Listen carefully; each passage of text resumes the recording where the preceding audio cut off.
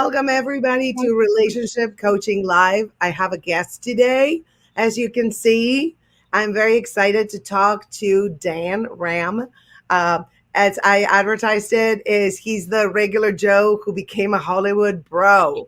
So Oh, that's I'm using that. I'm going to put that on my business cards. you totally should. Thank Chat GPT. I'm telling you, I'm Chat GPTing everything. I was like, that is genius. I loved it. That's good. So we're here to tell your story because this is about relationships. This show is about relationships. And so this is a friendship and it's obviously a relationship, right? It's not relation when people think, you're a relationship coach, you just deal with like romantic stuff. No, you deal with everything, right? Even For yeah. sure. First, thanks for having me on, Grace. I really appreciate you uh, taking the time to talk to me.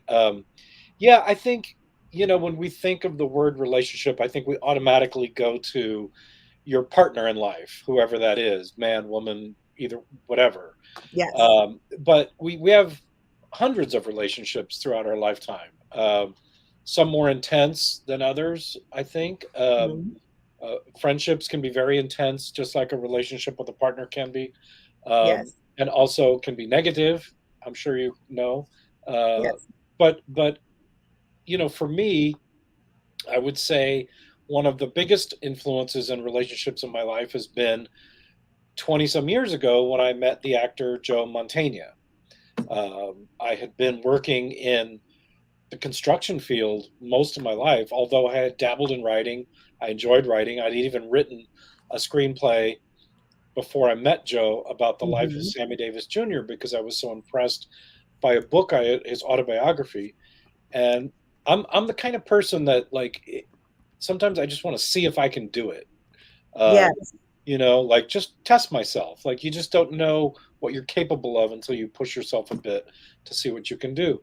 So I bought this screenwriting software, and then I bought a book on screenwriting by a guy named Sid Field, and Oh, yes, I have that one. I wrote this screenplay about Sammy Davis Jr.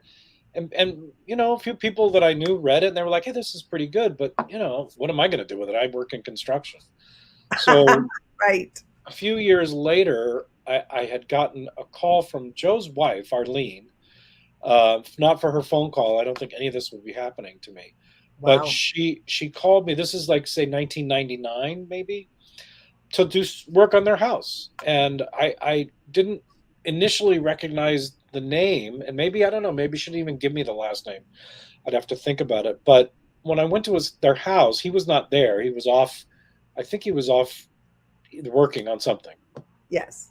But it was a big house, as you might imagine, beautiful house. And as I looked around, finally I saw a photo of him hanging on the wall, and I was like, "Oh, that's that actor." And he had just released the film Rat Pack, where he played Dean Martin. And I had such an admiration for Frank, Dean, Sammy, that world. I'd even written a screenplay about Sammy. So I was very enamored in the idea that I'm in this guy's house who played Dean Martin, one of my favorite singers of all time. So I went back to do the work on the property, and then I finally got to meet Joe. And I think he initially was maybe a little, because at the time I was like maybe in my mid 30s. Yes. And I think he was maybe taken back or surprised that somebody my age would be so in love with that era of music, as I still am, because he certainly was. So I think we initially sort of bonded over that. Then he was also a golfer, as was I. Mhm. So he owned a few properties back then, and so he'd call me from time to time for all of his properties.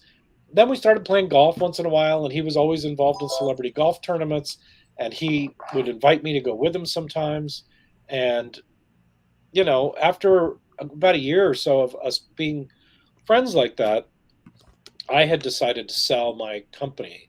I had around 35 employees, and I was never happy doing it.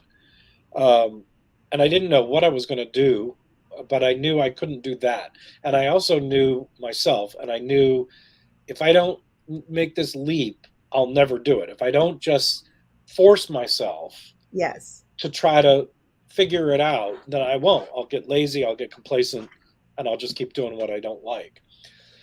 So I agreed to sell my half of the company to my partner at the time, but I had to stay on for 1 year for the transition because, I as you see. can imagine, we did a fair amount of work. It was a pretty good sized business. Well, Joe was aware of this, but he and I never talked about it beyond that he knew I was selling my half of the company. So about a month before that year was up, we were coming back from a golf tournament, as I recall, and he said to me, "So you got a month left on your deal, huh?" And I said, "Yeah." And he goes, "What are you going to do after that month?" I said, "I don't. I still don't know, but I just know that I'll figure it out. Something will come up." And he said, "Well, I just got a series from CBS called First Monday, and I'm gonna start a production company. Why don't you come work for me?" So after about a half a microsecond, I said yes. Of course. Hello. That's amazing. I even asked him what the salary was. I didn't care. I just I'm, knew this, yeah, this right? the opportunity was there. I'm not going to say no. Yes. Um, and up until that point, Joe had only done film Mhm. and plays on Broadway. And because his kids were little, he could take his whole family with him. If he went on location to Chicago or to Russia or wherever he went in the world, he could take his little girls with him. But by this time, by late 90s, early 2000s, his girls had gotten to the age where it was difficult. They were in school, and it's tough, to take a kid out of school and be gone for a month or two. So he was decided to do a TV series, and that's how I started to work with him, and that was 23 years ago. And what's How did funny you, is, I'm sorry, go ahead. no, I was going to ask, like, how did it feel when he offered you that job? Like, what were your feelings? I mean, I was surprised because I thought, I know you and you know me, but there must be people in his life, I thought, that know him better. Why me? And I asked him once, why me? Why, I mean, I see you have friends, I see you have other people that, you could hire. And he said, because the elements that you possess in your work, construction, and the organizational skills that I see that you have is what I need in my life. I need somebody that can get stuff done, keep track of what's happening, and be accountable. And that's construction. You have to be, if you want to have a decent business, you have to be accountable. You have to be good. You have to Yes. keep a good schedule. You have to all those things, all those elements, and also manage people. And I think he saw that those elements I possessed, and that's what he needed. But a quick side story is the first day. So by the way, we agreed on everything, salary and all that kind of good stuff, on September 10th, 2001. The next morning, September 11th happens. Wow. And so I called him up and I was like, well, and he said, I don't know what's happening because he hadn't started filming yet. We were supposed to start filming that week. Oh, And he wow. said, I don't know what's happening, but I'm sure we'll get going. Just be patient. And it was a couple of weeks, but eventually we got going. But the funny part of it is the very first day that I went to work for him, I almost quit. And the reason why is because I went into his trailer on the lot. Mind you, I'm a kid from Missouri, from Kansas City, been doing blue collar work my whole life. Now I'm on a Hollywood studio lot. Yes. There's trailers, there's props, it's just like in the movies where you see guys wheeling the lights and all that stuff. So I'm a little like wide eyed already. I Yes. go in his trailer and I say, "What do you want me to do for you today?" And he said, "Oh, I have a list of names here with phone numbers. I want you to call these people because I'm doing a screening of a film I directed. The film called Lake Boat. It was a David Mamet play that he ended up making into a film. I directed this film. I'm gonna have a screening at the Directors Guild, and I'd like you to call these people and invite them." Okay, sure. So he hands me the list. Billy Crystal, Andy Garcia, like names like, and I'm going, Oh, you want me to call these people? oh my Yeah, just God. leave me alone. Yes. I'm like, okay. So I go back to and mind you, these are their personal phone numbers. These aren't their office or their agents or their secretary. This is their phone numbers, right? Yes. So I go back to our office. Hello, Mr. Billy Crystal. Are you? How can I? I mean, I was so nervous, and I just Oh, thought, this isn't me. I can't do this. I don't. I'm not in from this world. But at the end of the day, I thought to myself, I have to give this a week, at least give it a week, and see if I can adapt and start yes. thinking differently. Good move. And by the end of the week, I was like, this is me. This is what I was meant to do. I love that. How did you ever dream at all, even after you wrote the script or while you were writing the script, that this life was going to happen to you? I mean, I must have, right? I must have at Yeah, some some kind of point, way. or it wouldn't be here, because Yeah, yeah, I'm definitely a believer in you.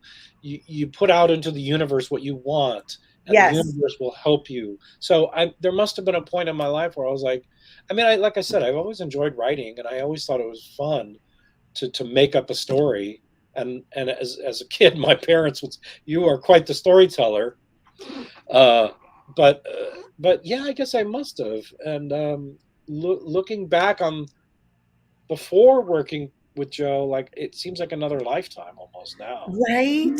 How, what's the difference between the life before and now? Like, Well, I don't sweat as much.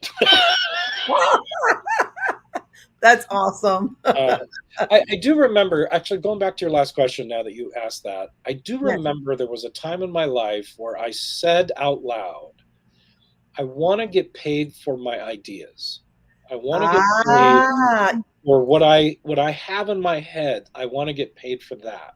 I love Don't that. think I knew at the time how to articulate it better, but I just knew I had creativity, and I just thought, how can I get paid for that? If I could get Yes. paid for that, that'd be great.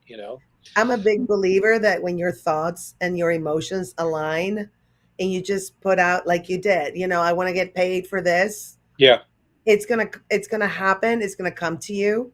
yeah, Not maybe at the time that you think it's going to come to you, but somehow it will just manifest. yeah, And that's exactly. what you did. You manifested it, kind of like, not, with vision boards. I don't believe like we need vision boards or anything. I Right. think we just have the thought and the emotion aligned. Yeah, Like, this is what I want, and I see myself doing this. This would be really fun. yeah, Boom. The opportunity just happened. Joe Mantegna's wife calls you out of the blue, and you're like, what? yeah, yeah, it's true. And then it was then like, so now maybe fast forward, say 2 years, I think it was. I got up the nerve to show him my script that I had written about Yes. Sammy Davis Jr. I saw the look in his eye immediately, like, oh boy, okay, now this guy thinks he's a writer. Oh, And no. and I thought, you know, Yeah, I feel he you. said, okay, okay, I'll look at it for you. I'll look at it. First of all, I have to say he is the kindest human being you'll ever meet, That's so Joe. nice. He is just a wonderful, genuine person. Love There's that. no airs about him at all. He's just a great guy. So he was willing to at least read it for me at that point. Yeah. A couple of weeks go by, and he says to me, I read your script. And I was like, yeah. And he goes, it's actually pretty good. And I said, Ooh. really? You think so? And he goes, yeah, is writing something you want to do?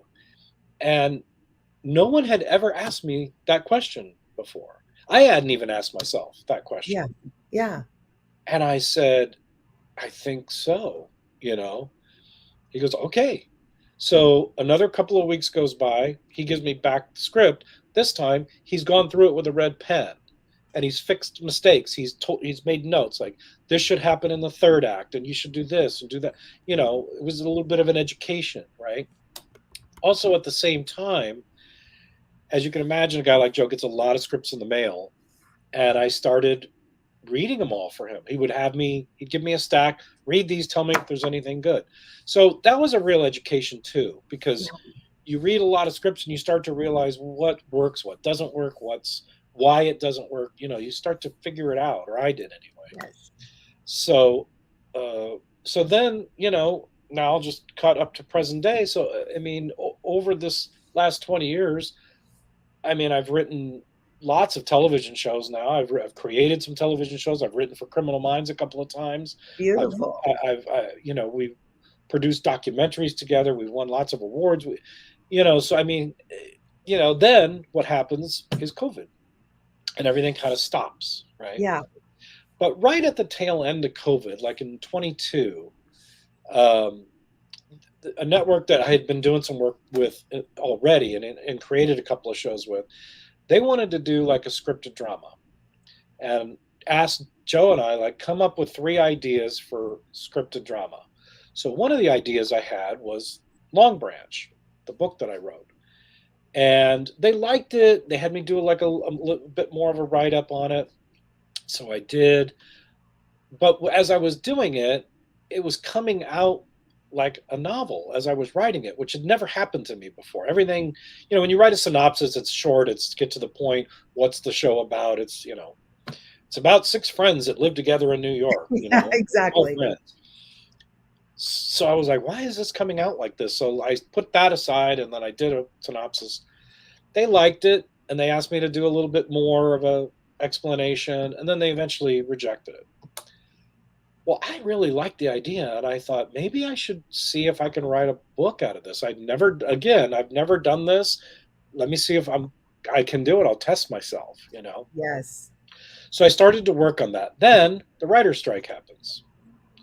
So the WGA goes on strike. There's no work really going on at the time. So I work on this novel. And And it's I never right told. here on the screen, by the way. I'm sorry to interrupt. That's okay. So, yeah, it's a Long Branch, a novel. Never Yes. let the truth stand in the way of a good story. I love that. Right. And here you have been a fan of Dan Ramm's writing for over 20 years now. His novel Long Branch is a continuation of his skill to entertain his audience of readers, Joe Mantegna. Yeah. Very cool. This is so cool. You guys can get this on Amazon, by the way. Yeah. And again, it's like history repeating itself. So I had never Yeah. told anyone that I was writing this book except my wife because part of me wasn't sure I could do it. And you don't want to say, like, hey, I'm writing a novel. And then you get halfway through and you're like, I quit. And then you have to tell everybody, hey, I'm not writing a novel now. So when it was done, my wife read it and one other friend read it. And they were like, this is great. This is really great. So here I go to Joe again. Hey, and it was the same look in his eye because I handed him this manuscript that was like this thick. Because Oh my when I printed it, I only printed single page, like single side, so it was twice as thick as it needed to be. That was my mistake in printing. But I and he goes, What is this? I said, I wrote a book. He goes, you wrote a book? When did you write a book? I said, over the last year and a half or so. And I said, when you get a chance. He said, okay. So again, same thing happens. He at the end he comes to me and he goes, "That's a really good book. Like, tell me about." So we talked about it, and he goes, "This is definitely something you should get published." And so I hired a editor to go through it with me and fix. I wasn't great at formatting because I'd never done it before. She fixed all the things like that, and now here it is, and people seem to really love it. I've been selling lots of books, and it's fabulous. I'm very excited about it. I love that. That's amazing. You guys can get it on Amazon.com. It's called Long Branch. And I want to know, um, what is it about? What is the book about? And also, is it the novel? Do you think it can go to be a series or it can go be a movie? It, Tell it, me it could that. certainly be. Yes, I mean, in terms of a series of books, I've already started working on the second book. What? Yeah, I've already started working on the sequel of this book or the next book in the series. And yeah, it could certainly be a movie, a TV show, any of that kind of stuff, because that's what it was intended for in the first place. It's a fictional story about an actor who's a combination of a lot of actor friends. In the dedication, I dedicated the book to all my out of work actor friends because I have a lot of friends. Yes. Um, because Hollywood is in a way a cruel business. Yes, it Um, is. and so our main character is a guy named Mason Powell.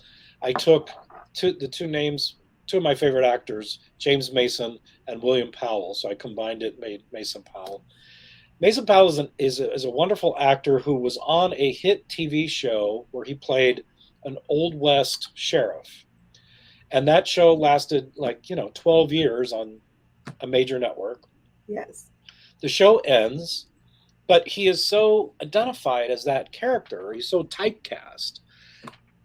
Think of Gilligan from Gilligan's Island, Bob Denver. What did he do after that? He was Gilligan forever, Right.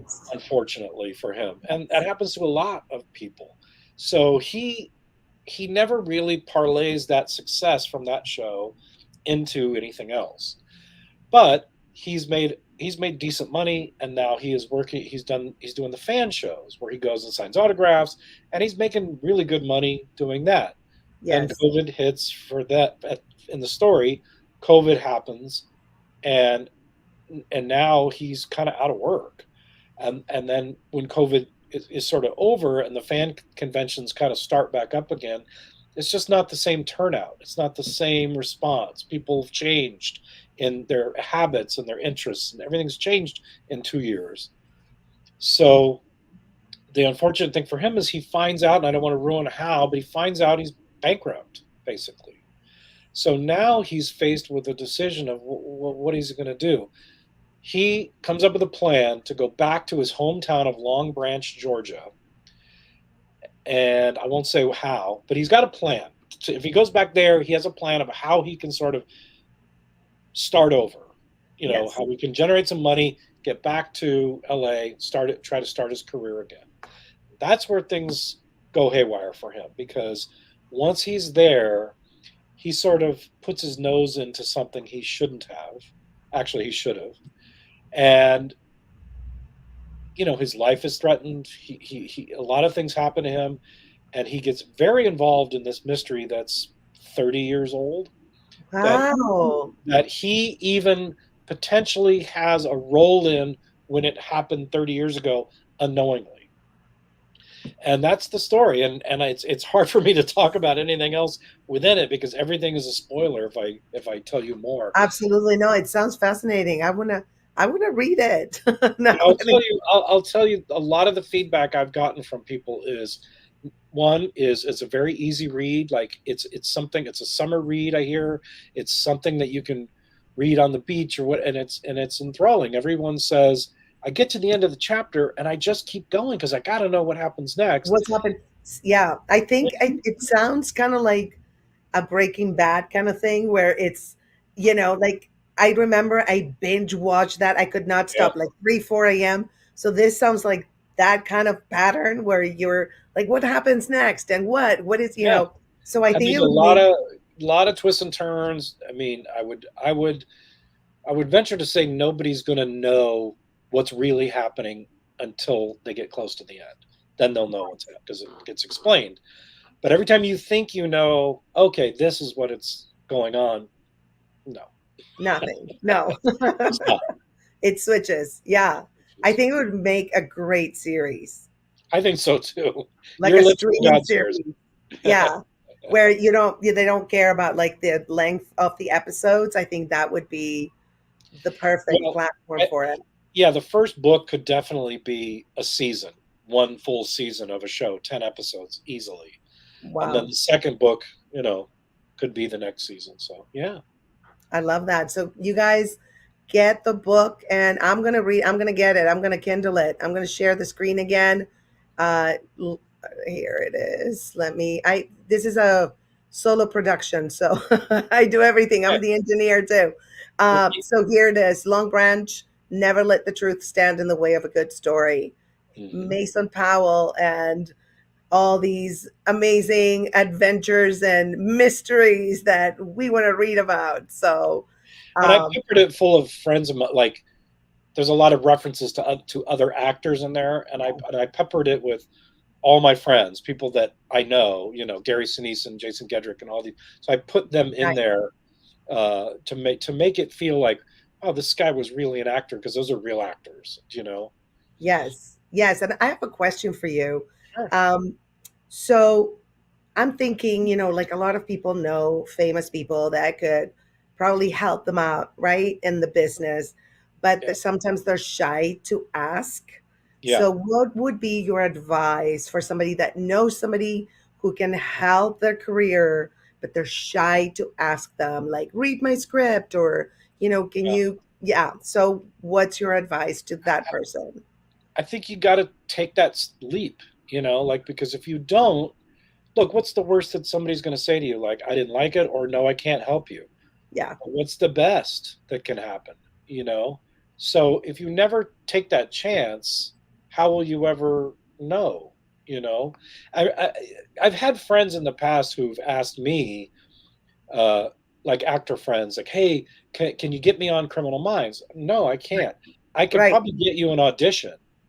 Now, if right. you can book the audition on your own, then good for you. But I can't get you a part. Yeah, And that's I've crazy. Yes, I've gotten some friends of mine, I've got them auditions. Some have actually booked it, some have not, nice, nice. you know. Yeah, of But you got to help each other in life, I believe. course. I'm a And big believer of that. Yes, I mean, Joe helped me enormously, so I got to pay that forward. So whenever I can yes. help somebody else, I do. I love that. That's great. And my last question before we go, because we keep it like 30 minutes real Sure. tight.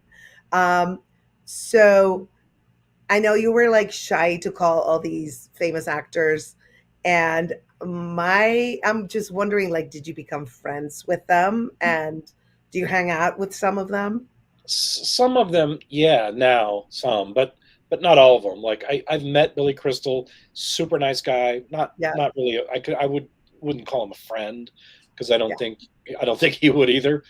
But guys like Andy Garcia and Gary Sinise and Dan Lauria, and Jason Gedrick, and yeah, I've made a lot of friends that are recognizable people. When I got married 7 years ago, my best man was Joe, and Dan Lauria was at my wedding, and Richard Gilliland and Gene Smart. A lot of famous people were there. And I told my family, I said, look, they're my friends. I know they're famous, but please don't fanboy on them. Just act like they're Right. friends. Some did, some didn't. But Yeah, of course. Yeah, you can't. Some can't help themselves. I know. no, It's like they get all giddy. "Ah, yeah, I love exactly. your work." Yeah, totally. I understand that. Thank you so much, Dan, for being here. I really appreciate it and telling your story, which is fascinating. And I love success stories, and this is just an incredible success story. And how you believed in yourself and your talent, and you had the guts to just pursue what you wanted to pursue. Well, Which, my yeah, and I would say as a last note on that, one yes, time early on in my relationship with Joe, in my writing, he said, "You have to believe in yourself. yeah, If you don't believe in yourself, how can you expect someone else to believe in you?" absolutely, 100% agreed. All right. Well, we might. I think we should have you back. So, because I feel like there's a lot of stuff that I want Anytime, to ask Grace. you. It's been a wonderful conversation. Well, I feel the same way. Thank you so much for gracing my virtual stage here. And thank you guys for tuning in. We had lots of people, by the way. Great. Constant 15 that I can see here. And I don't know on Instagram. I can't see on Instagram because for some reason it kind of glitched. But I know on Instagram we have like at least 10 people joining every time. So we had people, you grabbed their attention because they stayed on. So thank you guys for staying. Thank Yeah, you for thank your you. comments and thank you for the love and support. And I will see you next Tuesday at 11:30. All right. Let me get the right outro. This is what happens when you engineer. I don't want to do the wrong one. All right. Bye, guys.